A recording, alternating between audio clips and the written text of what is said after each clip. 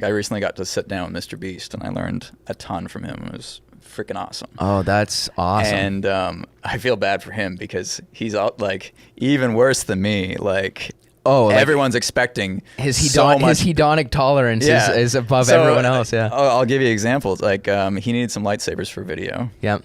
Gave me 2 weeks notice. I didn't have 2 lightsabers.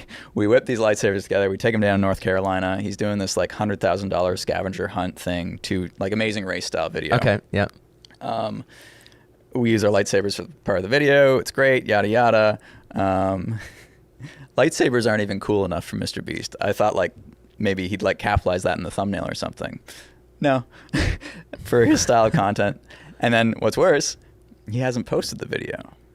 And he hasn't posted it yet? And he might never post it. It was a failure in his mind. Mm-hmm. Oh, not because of us. Like No, our section was literally only Yeah. like 20 seconds of the video. But quite literally, because he's also kind of stuck on a treadmill, I guess, Sure. where it has to be bigger and better. And he won't post something if he doesn't think like it's gonna be a banger. He's Really? like, why are you even making a video if it's not a banger? Like literally, I get we sat that. We sat on his $18,000 cloud coach. Okay. Which was comfy. He swore it wasn't because it cost $18,000. It was comfy, but like I feel like you can get a comfy couch for less than 18. I feel like you guys could make one for less than 18. Anyway, it was cool because I started telling him about my plans and the new property I bought, and that's what really like piqued his attention. He's like, I've never met another YouTuber who's like building a campus. So Right. suddenly, like he wanted to help. Like, Cool. He was just being friendly at first, just hanging out, and he's like, wait, you're doing something like cool. Yeah. So then he started scrolling for our YouTube videos, and I'm like, oh, watch this one. And he's like, no. I'm like, why? And he's just like, you can't cherry pick your videos. I was like, every video should be good. Okay. So then he just went through and he like picked some videos. I'm like, oh, not that one. And he watches it, and like he was brutally honest with his feedback. Well, he's an animal. Like he knows what he's doing. He was like, do you hate views? Do you? He's like, why are you doing that? So it was he did find a few videos that he liked. Okay. It made sense because they were the videos that got lots of views. Right. And whether or not he even noticed that when he was like scrolling.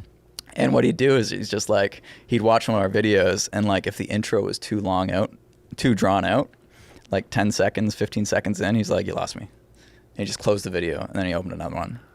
And it's just like, and it was funny because I had my my lead videographer and editor with me too, and he's just like sitting on the couch. He's just like, no, it was good that he was there because probably hurt him in his soul, though. Imagine for me coming back and being like, so MrBeast said all your stuff sucks. It wasn't like, it was such a useful conversation, and like that was the big difference between me and him. Like I did start out.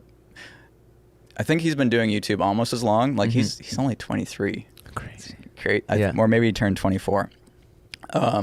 But I did have like 1 million subscribers before he did. Okay. Kind of thing. So like I was big on YouTube before MrBeast became big on YouTube. Sure. And my growth was pretty like doubling year over year. That was huge. That's still like up there for YouTube channels. But then MrBeast came in like a wrecking ball, and it's just like now he's the gold standard that like no one else is gonna meet. Like right.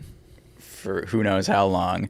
But the big difference between me and him was when he started getting success on YouTube, he was like, why?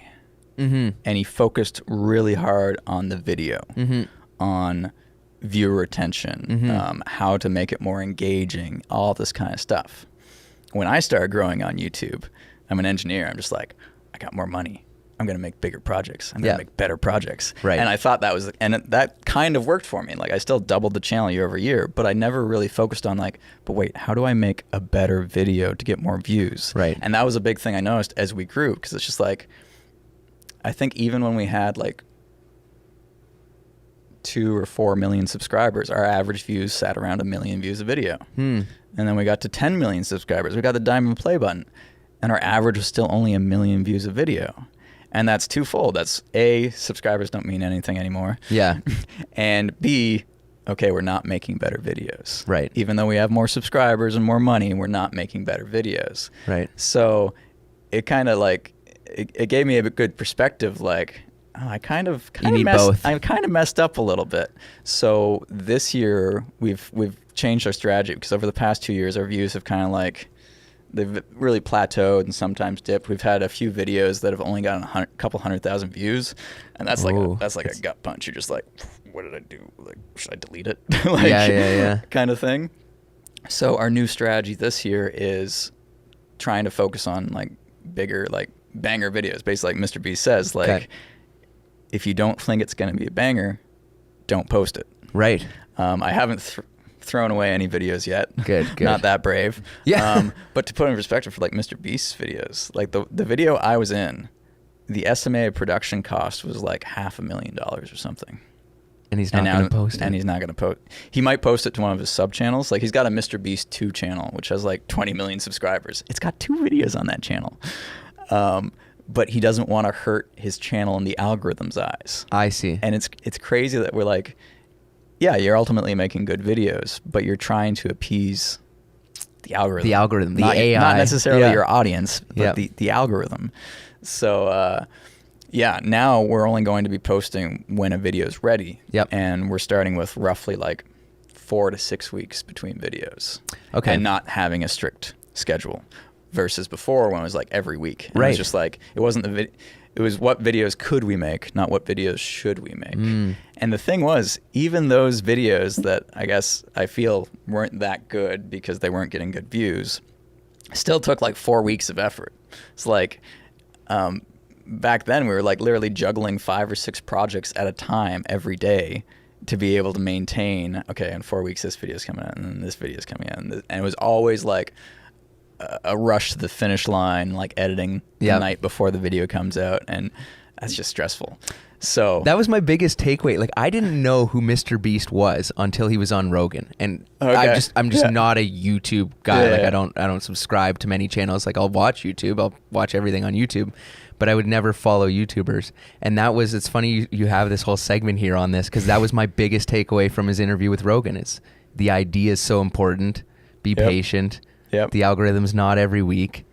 Do it whenever. It's still mind-blowing, though, like the amount of people who don't know who MrBeast is. Even though he's like the biggest YouTuber on the platform, it's a very specific people who use YouTube. Mm-hmm. Like, it's crazy. So, and you'll notice that with most big YouTubers, they don't have a regular posting schedule. Right. The videos come out when they come out. And there's a reason for that. They want it to be perfect. Right. And I can't speak on behalf of all big YouTubers, but like sometimes like maybe the video doesn't get like taken down completely, but they might like completely re-edit it or like redesign the story and whatnot, trying to capitalize on the best viewer retention and whatnot.